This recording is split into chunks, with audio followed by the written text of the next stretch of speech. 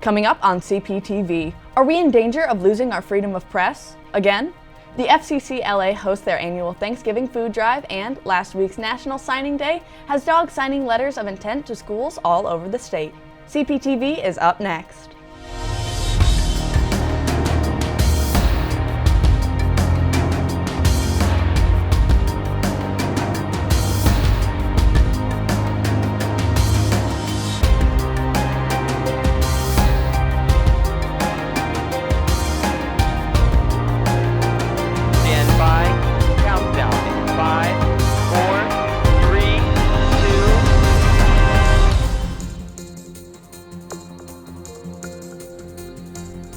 Hi, I'm Jenna Mylosh. And I'm Zach Jones. Welcome to CPTV. Kirsten Robinson will have your 5-day weather forecast, and John Lieber will bring us CP sports highlights. Here's what's happening at Crown Point High School. Many journalists and media professionals believe their freedom of the press is being infringed upon. Rallies and protests are occurring throughout the country and through the spread of awareness on social media. Here's Zach with more.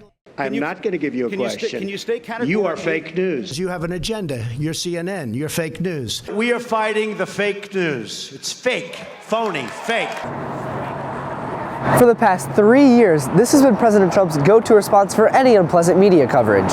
Other candidates at times have also denounced the media. Media is not so interested in the serious issues facing this country.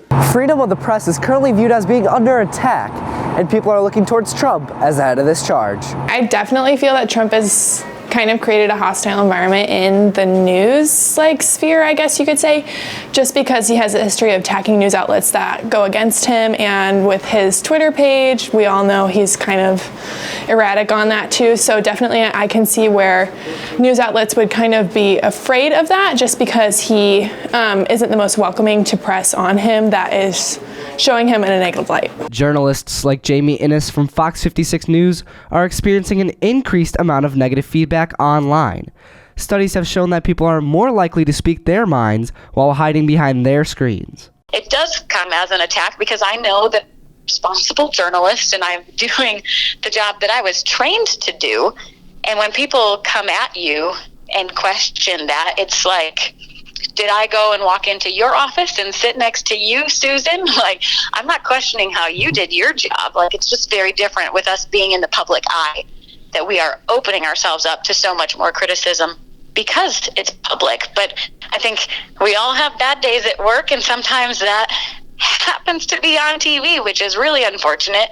But for us, as targets, I think it just means that we need to step up our game even more, because it is so important to get the facts out there.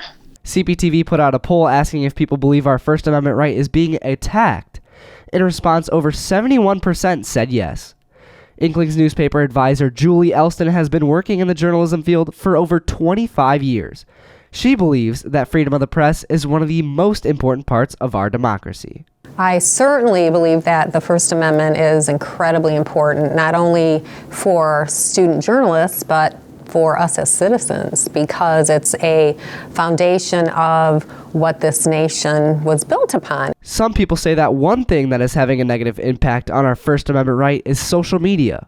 I do think social media has a negative impact on any type of news consumption, just because there's just so many options out there, and people can share and express opinions that aren't vetted and aren't double checked, and then they gain traction, and then they become truth in the end because everyone believes it, even though it was created under some type of false pretense. Most students here at CPHS use social media as their main source of information, but even some admit that it's not always reliable. Because it allows other people to add what they think, and then it can get misinterpreted into other things.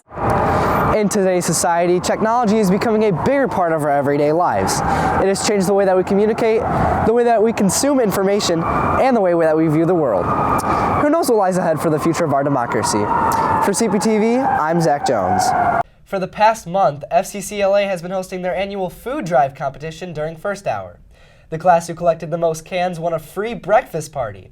On Monday, it was announced that Mr. Lambersi's class won with over 600 cans collected. CPTV's Elizabeth Sutherland went to the collection for the food drive over the weekend.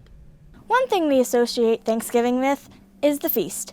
You should know that every year for Thanksgiving, CPHS hosts a food drive to gather non-perishable foods for those who can't afford their own Thanksgiving feast. The food drive here at the high school is for non-perishable food items, and we just ask students to bring anything into their first period class, or if their teacher has them bring cans in for a different period, that's fine too. Non-perishable food items are anything that's canned in a box, like cereal, rice, pancake mix. You can also donate like toilet paper, paper towels. Those are all things that a family would need that they could pick up at a food pantry. There are currently 80,000 families in Lake County, Indiana that don't have access to enough food. And so when we drop the food off at the 3 food pantries, families from Crown Point can go there, but they're also welcome from other towns around Lake County, so like Maryville, Hobart. They're able to go to those food pantries as well. What will you do to help? Keep up with the news and make it a goal to help when you can. Let's make this Thanksgiving something to remember. And don't forget to count your blessings this holiday. For CPTV, I'm Elizabeth Sutherland. Yesterday was Red for Ed Action Day throughout the state of Indiana, and oddly, many students were out of school. That's because thousands of teachers were down at the State House demanding appropriate educational funding. Over 145 Indiana school districts were closed yesterday, with teachers planning to be gone from work for the day. The Indiana State Teachers Association says they have 3 main goals: higher pay for teachers, standardized tests to have no effect on pay, and professional development requirement to be repealed. The Crown Point Community School Corporation was in session, but many teachers and some students wore red to support the Red for Ed campaign. We are 1 week away from Thanksgiving break. There will be no school next Thursday and Friday, November 28th and 29th. And here's a fun thought. After next weekend's break, we'll only have 3 weeks of school until the winter holiday break. Looks like we are starting to warm up right now, but will it be dry? I'll settle for warmer than it was last week. Here's CPTV's Kirsten Robinson with your 5-day weather forecast. Well, guys, while there might not be cold temps this week, there sure is going to be some precipitation in the forecast. Let's take a look at whether or not we can expect any today. We'll see partly sunny skies with the temperature in the mid-40s, and this afternoon the temperature will hit a high of 49 before dropping throughout the night. We might even see some rain as your night goes on. For your 5-day forecast, tomorrow the high will be 58 degrees with a good chance of some rain, and unfortunately we should see a good amount of precipitation over the next few days. On Friday, the high will be 40 and we might see a little snow, but it shouldn't be too much, maybe just enough to enjoy your afternoon at Bulldog Park. You can count on the rest of the weekend to be cold and wet. We're going to see a wintry mix of both rain and snow all weekend with your temperature hitting the low 40s. Monday, we're looking at a drastic drop in the temperature at 33 degrees, which could be the start of the temperature dropping for the rest of the season. So, as cold as it may sound, be sure to enjoy this 40-degree weather while we still have it. Stay warm, everyone. Zach, Jenna? Thanks, Kirsten. Looks like winter weather will hopefully hold off for a little. Last week was cold, but our girls basketball team is just getting warmed up. Here's John Lieber with your CP Sports Highlights. The Lady Bulldogs hosted the Hammond Morton Governors Saturday night. The Dogs' suffocating full-court press caused numerous turnovers, keeping the Lady Governors to just 2 points in the first quarter. CP steals and blocks generated their 53-10 lead at the half. Sophomore guard Jessica Carruthers and senior guard Dash Shaw both led the team with 12 points at the break. Coming into the second half with a 43-point lead, Coach Chris Seibert elected to play his subs more. Sophomore forward Nikki Giardimos led the bench unit with 5 points in the second half. The Lady Bulldogs ultimately won 84-17. Sophomore Jessica Carruthers led the Dogs with 21 points, while Samaya Gardner led the Lady Governors with 8. CP's next 2 games are Saturday against Northridge at 11:30 and Warsaw at 4:30. Both games will be played at Maryville. The boys basketball season starts exactly 1 week from today against Bowman Academy. On Thursday, the team hosted their annual media day, and we took the opportunity to meet with head coach Clint Swan and some of the members of the 2019-2020 squad. Well, I think anytime you lose a big senior class from one year to the next, I think part of the excitement is just the newness of it all. And, you know, there's a lot of jobs to be won, so it makes practice a lot more competitive, and there's sort of that air of mystery right now, and we're just trying to, I think everybody's kind of trying to find their footing, and everybody's kind of trying to find their role right now, and I'm interested to see where it's going to end up. You know, we're only 4 days in right now, but I feel like we're off to a really good start. In terms of what we're adding and what we're taking out, that's something the coaches are kind of finding their footing right now too, trying to figure out what's going to work and what's not going to work. Are we going to need to run more pick and roll? Are we going to need to do more stuff in transition? more set plays, fewer set plays, and I don't think we're going to totally know that until we're another week or two into the year. We had some good guys last year. They kind of led me. I mean, I feel like I know what I'm doing. I'm going to have to lead the younger guys along with some of the seniors. Not every spot's guaranteed. You always got to work for your spot, and we do enough time in practice where we work on drills and we put in time to earn our spots and our minutes. Every minute's earned, we don't get anything handed to us. Well, I'm pretty confident in what we can do as a group. I know my teammates are going to help me along, even though I haven't played a lot of varsity minutes. I feel like they're going to encourage me and get my confidence all high and just play the best that we can. CPH athletes have long dreamed of playing at the collegiate level in their respective sports. With last Wednesday being National Signing Day for all sports except football, many of these athletes' dreams came true. On Friday, senior baseball players Gene Kolarek and Jonathan Spotnick both signed to Illinois State University. Main focus is just getting to Bloomington Normal, putting on the Illinois State Redbirds uniform, and going after a College World Series championship. I'm pretty excited. I'm going to be rooming with Gene, so, going to school with the same person you pretty much play baseball with your whole life, that's pretty cool. Many other CPH athletes have signed to Division I, II, and III schools in basketball, volleyball, and cross country. And that's it for sports.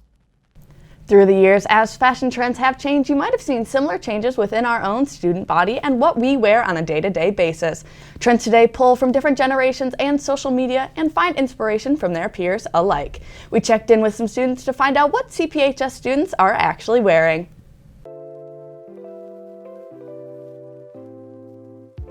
I'm wearing this pink tie-dye-ish hoodie from this website called ASOS.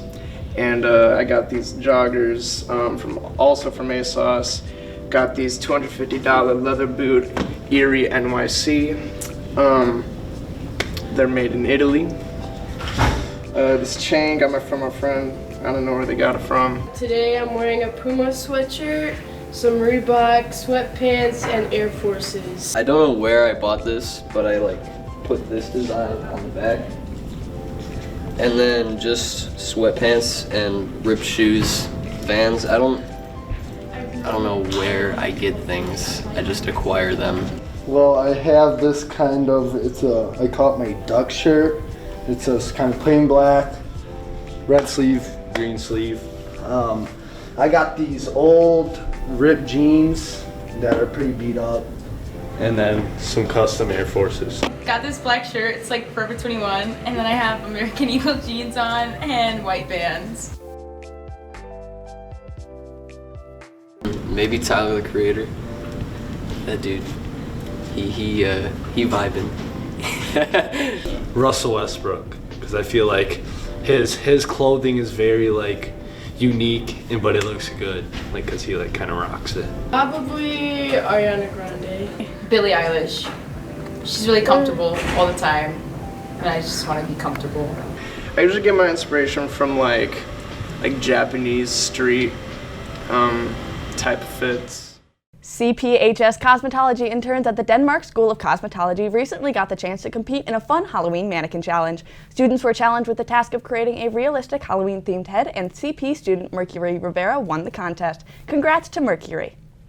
The theater department will perform its final 2 performances of their fall play, But Why Bump Off Barnaby, Friday and Saturday night at 7 p.m.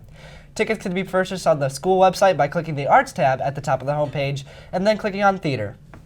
That's it for today's show. Thank you for tuning in and being with us. Remember, you can view all of our past episodes on crowntownmedia.org. You can also follow us on Twitter at CrownTmedia. For John Lieber, Kirsten Robinson, and all of us here at CPTV, I'm Zach Jones. And I'm Jenna Milosh. Take care.